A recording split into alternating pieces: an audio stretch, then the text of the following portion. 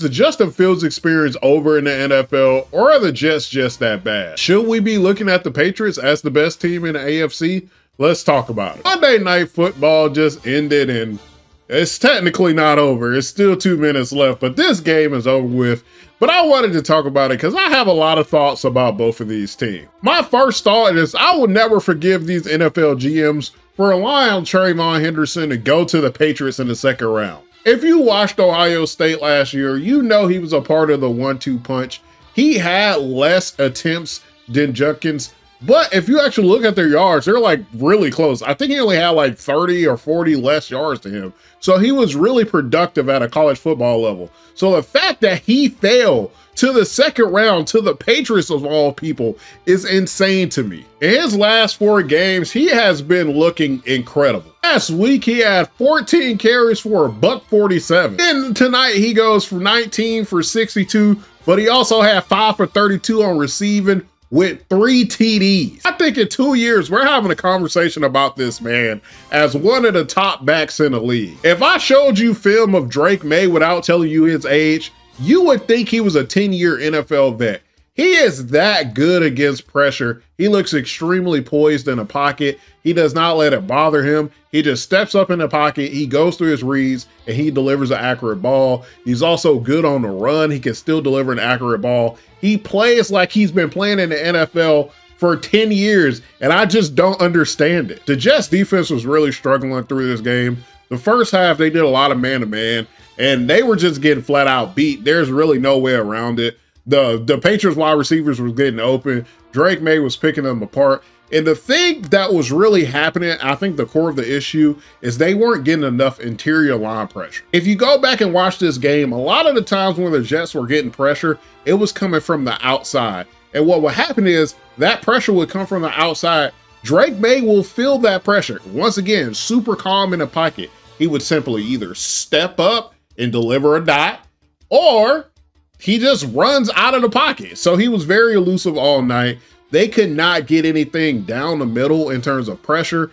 And yeah, the Patriots offensive line basically were like, you're not getting to our quarterback. They did get to him like, I think once or twice, but it was not a thing where he was just like, I'm in constant duress. He was doing a great job of kind of staying poised in the pocket, but I think the Jets could have did a little more to apply the pressure on it in the interior line instead of going on the outside. Yeah, they just cannot generate enough like interior pressure to get Drake May uncomfortable. Offensively, I think the Jets have a boatload of problems. I think it's easy to push the blame off to Justin Fields. And don't get me wrong, he does get a lot of blame here. But their offensive line also is not good. They have some rookies up there. The wide receivers, oh my God, where do I start with them? Offense in general is just one-dimensional, right? They want to run the ball. I don't believe the Jets believe in Justin Fields' ability to throw the ball downfield. So they're giving him a lot of these dink and dunk passes. The offensive line cannot hold up long enough for him to even get the ball downfield. So if you know you're in a situation where you're not going to get the ball downfield a lot of the times, as a wide receiver, Justin Fields is very inconsistent with his accuracy, right? He'll throw some balls where you'll be like, bro, what are you doing? But then he'll throw some balls that are so accurate. You're like, Justin Fields, what is happening? He had a ball to Mitchell in this game. Bro, your team is struggling.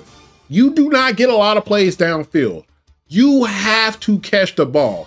Mitchell had 2 drops where I was like, brother, these are hitting your hands. These are as accurate as Justin Fields can possibly put these balls, and you're dropping them. And then there was another drop in the 4th quarter. I don't know who it was. I think it was the tight end. He just flat out drops the ball. I'm like, bro, y'all have to give Justin Fields some help. He doesn't have a lot of time to throw the ball. He doesn't get a lot of opportunities to throw the ball downfield. So when he's throwing the ball downfield, you have to help him and actually catch it. In terms of Justin Fields, I've been a known Justin Fields defender, but I really can't defend him. There's a lot of times, I get there's a lot of things going on around the Jets, but it feels like a lot of times Justin Fields he's very inaccurate, right?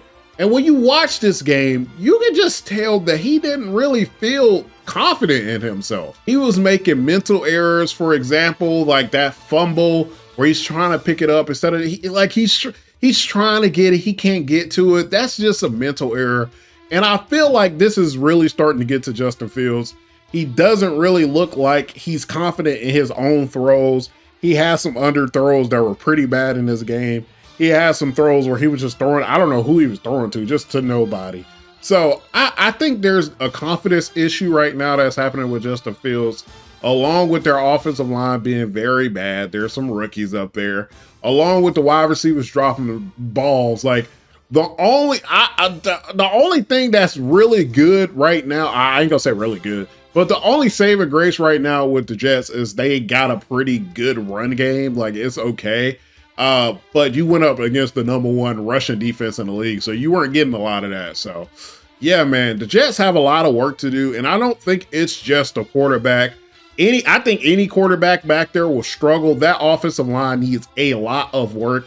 I know a lot of Jets fans are probably thinking like, yeah, we need a new QB, but you get a rookie QB back there on that offensive line, they're going to get cooked.